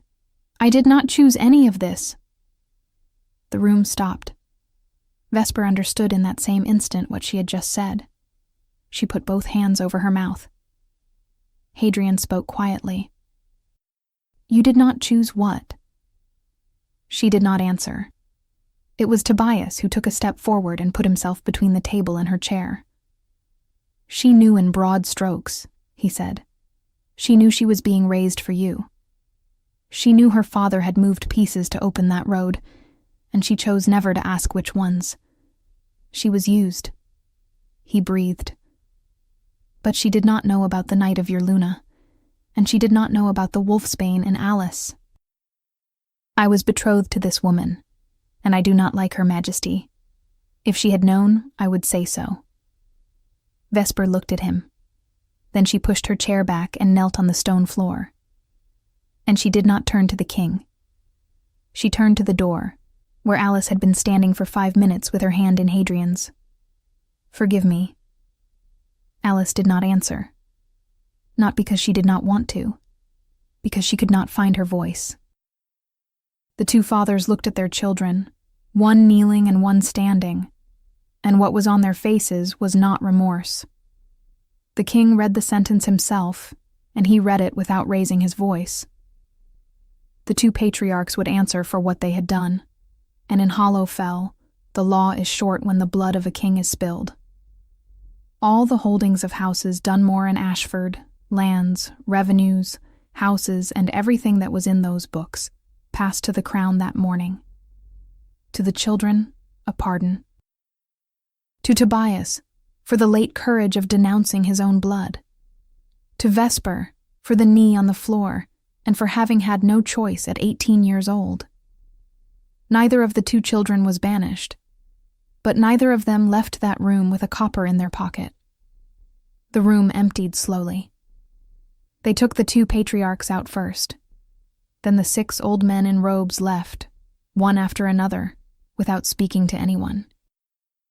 Tobias went out last, with Vesper 3 steps behind him, and neither of them looked to either side. Alice stayed where she was, beside the head of the table, with her hand in Hadrian's. When the door shut, she realized she was still holding on, and let go. He said nothing about it. "I will have you taken to your room," he said. "You should not be on your feet." "I am not going anywhere." He looked at her. "Forgive me," Alice said. "Forgive you for what?" "For thinking badly of you." And she did not look away, and it cost her. "I believed what the whole street says, that you had killed your wife and your son. I did not say it out loud, but I thought it, and you saw that I thought it. I was a great fool."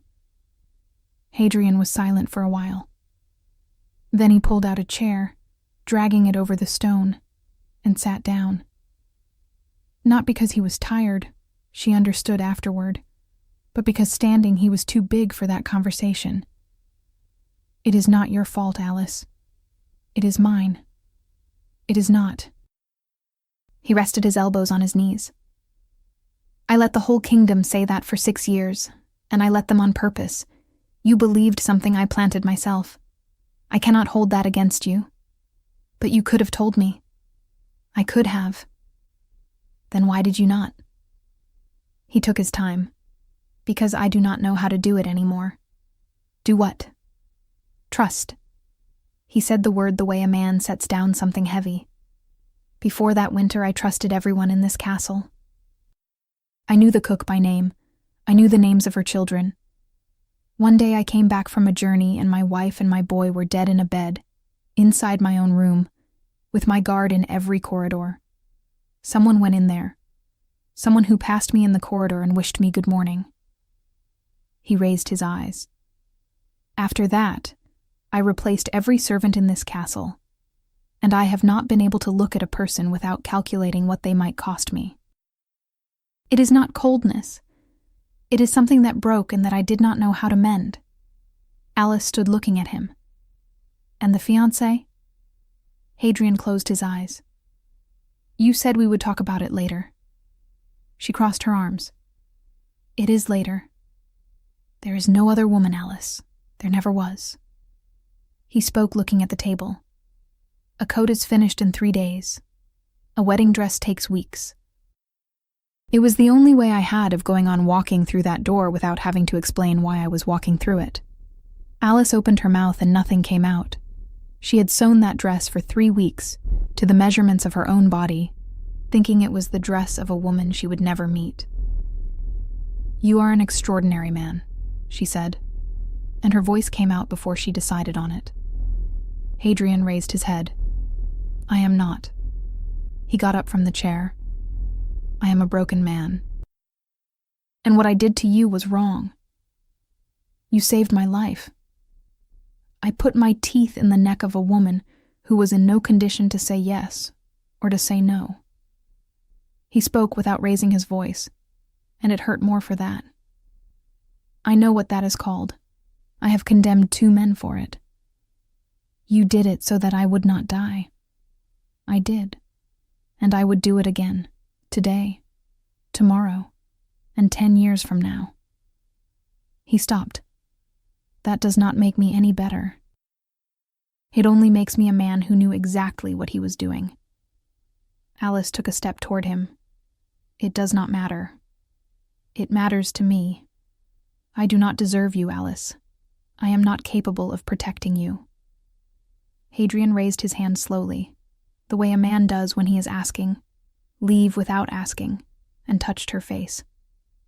His palm was enormous and warm, and Alice felt his thumb stop on the bone under her eye, and it was right there that the first tear chose to fall. He wiped it away with his thumb. And he said nothing more. And it was in that silence that Alice understood. She knew this. It was not the first time a man had put his hand on her face to say something he did not have the courage to say with his mouth. It was a goodbye. It was him arranging her life from a distance, the way a man of that kind arranges it, with kindness and with tenderness. She was going to speak. She had even opened her mouth to speak, and afterward she could never remember what it was. Because that was when the heat came. It began on the side of her neck, under the dressing, where the mark had been beating along with her heart since she woke. Except that this time it did not beat. It opened. It climbed past her ear, ran down her shoulder, and spread through her chest like hot water poured out underneath the skin. Alice? His voice came from far away. Her hands went heavy first, then her knees. The last thing she saw was his face changing, and his eyes turning golden. And the world went out.